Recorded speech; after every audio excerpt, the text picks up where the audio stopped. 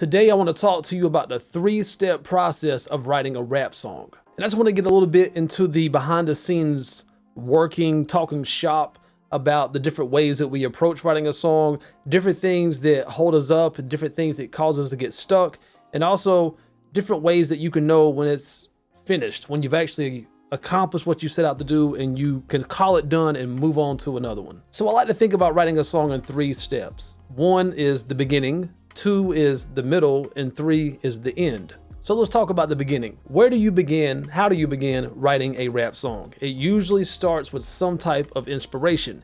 Now, this inspiration could happen in a myriad of different ways. A lot of times you may be listening to an instrumental, and that instrumental moves you and evokes some type of emotion out of you. It gets you thinking about thoughts, ideas, memories, things of that nature, and ideas are flowing, and that's how you begin writing the rap song.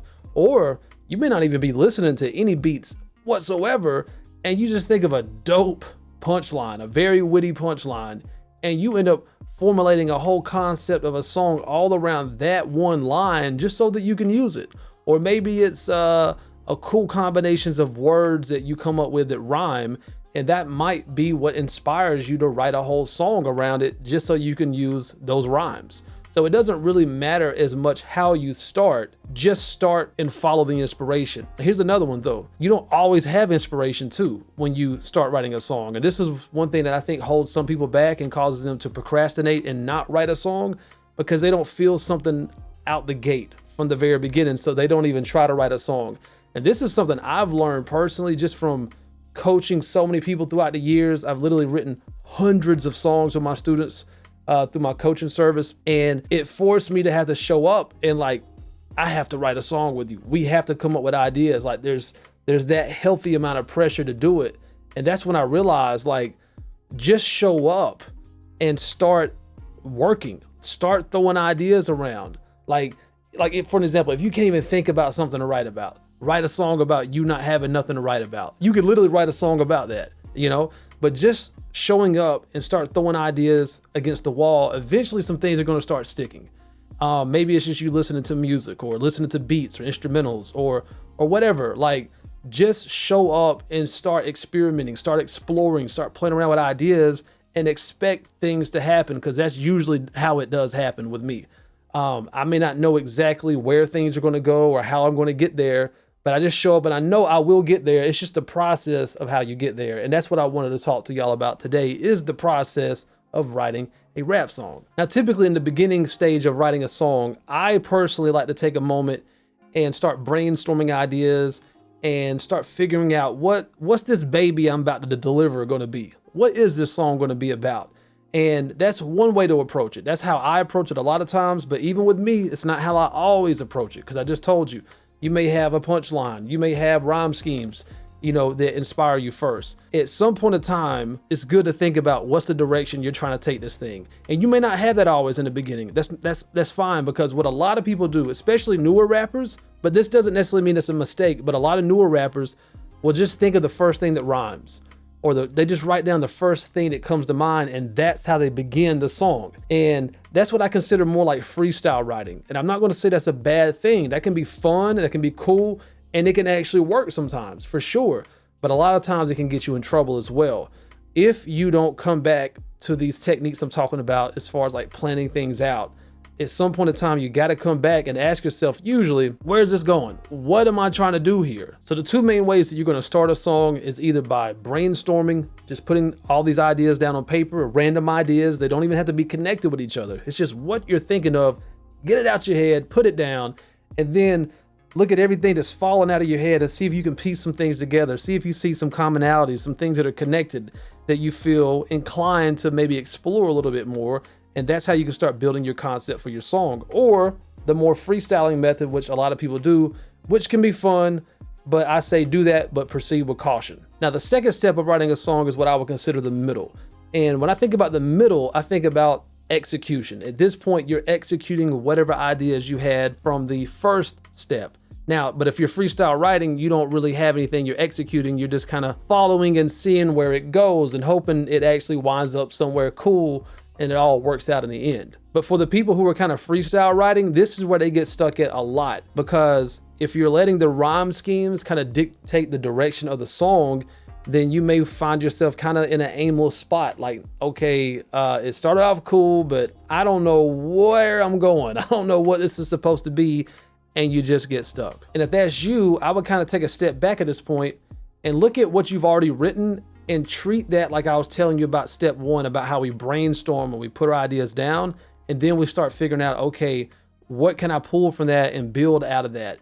At this stage, do that. Take a step back and say, okay, out of all the lyrics I have, what seems to be the common thread? What seems to be the connection here? And identify what that is, and then commit to that. Say, okay, that's the direction of the song.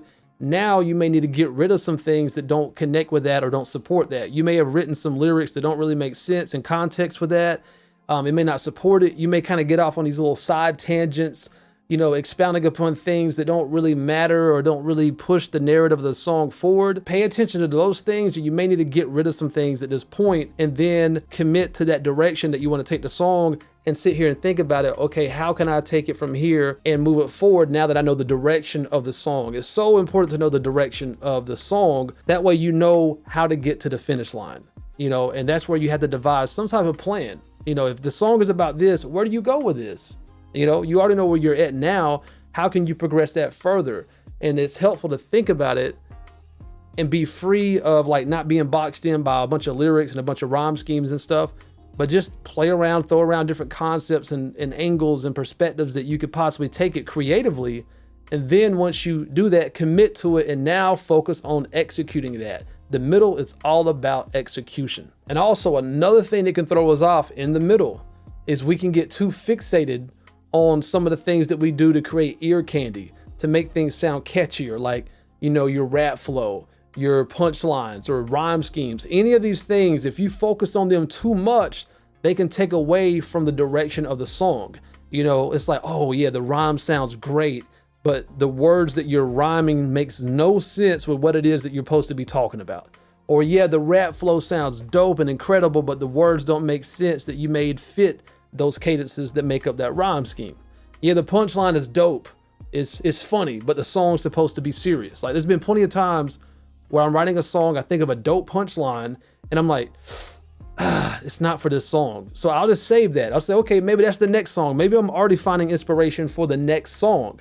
Same thing happens with beats too. When I'm making beats, there's been plenty of times I'm making a beat, I may come up with a dope melody, but I'm trying to make like a crunk club type track, and I'm like, that melody is bringing it down too much. It's way too mellow and melodic and too pretty. I want something a little bit more gritty, but I love this melody, so don't throw it away. Let's just save it and tuck it away, and we'll use that for another track.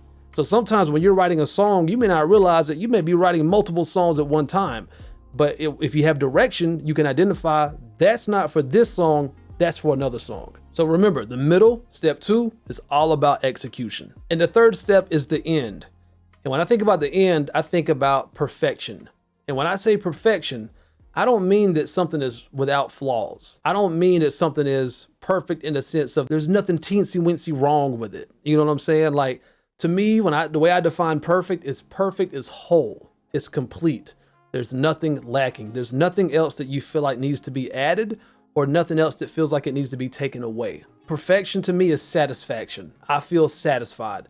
I feel complete, I feel at ease, I have peace, I feel like I can move on and be happy with what I did. And there's a few things that you can kind of do to test if you've reached this state of ending yet. So when you read your lyrics from start to finish, does it feel like at any time things get off track? Do you get distracted? Do you get off on any side tangents? Are things in there that don't make sense? If so, you may not be complete yet. You may need to focus on tidying up those things, maybe getting rid of some things and filling in some holes or some gaps that are left from you removing things to reach that state of completion. And another thing, when you listen to your lyrics from beginning to end, does it feel like anything of significance is missing? And the key word is feel. This is not something you have to overthink. Sometimes we have paralysis by analysis, where we just overthink stuff way too much. Does it feel like anything is missing? Does it feel like maybe you didn't make a major point you were supposed to make? Pay attention to that. Does it feel like anything's missing or not? And more of a general thing, does it just feel like anything's bothering you? Like when you listen to your lyrics from beginning to end, do you ever notice your shoulders are like tensing up? If they are, then there's something probably bothering you. See if you can identify what that is bothering you, and figure out some type of solution for it. And once you feel like there's nothing missing, you're not feeling any type of tension when you're playing something back, that's a pretty good indicator that you are most likely finished with your song. But I gotta warn you, after you feel like your song is complete, try to resist the temptation of going back and working on that song again and changing things. Because typically your favorite songs are gonna be your most recent songs. We have something that is known as a recency bias, and we all have it, we really do. You will typically find yourself tempted to go back and change things about your song to quote unquote make it better. And the truth is, you're always gonna be growing and you're always gonna be getting better. So if you do that, you're never actually gonna ever complete anything. So just know that you did your best with that song at that time and you moved on. And also, that song may be perfectly fine. It may be perfectly fine. Someone else may come along and hear that song for the first time and they love it. And they don't have all the emotions and they don't have all the memories of everything you went through to get that song to its glorified, perfected state to where, remember, you felt completed. You didn't have any tension. You felt that. Don't forget how you felt, because later on when you get better and you learn new things, you'll go back and see things you could have done. Try to resist the temptation of doing that. Even with me, I can go back and watch some of my early videos right here on my YouTube channel, and it makes me cringe even thinking about it. But even at that time, I know I was doing the best with what I knew at the time, and people are still watching some of those first videos I ever put out, and they're getting a lot of value out of them, and it's helping them out tremendously. So with me, I'm like, oh no, you gotta watch the new stuff. The new stuff is so much better. And I truly feel that way, but the old stuff is still good too. It's just not my favorite anymore. And remember, you're making songs for other people. It's not just for you. So try to remove that and resist that temptation to go back and do that. And also, after you hear something so many times, it's gonna become old to you. It's gonna lose that new car smell. It's no longer gonna be new. And it's not gonna evoke the same emotions out of you that it once did. And you experience this with any type of music that you just listen to over and over and over and over again. It's nothing personal against you. It's just how things are. The normalcy of something settles in and it no longer has that same dramatic effect on you.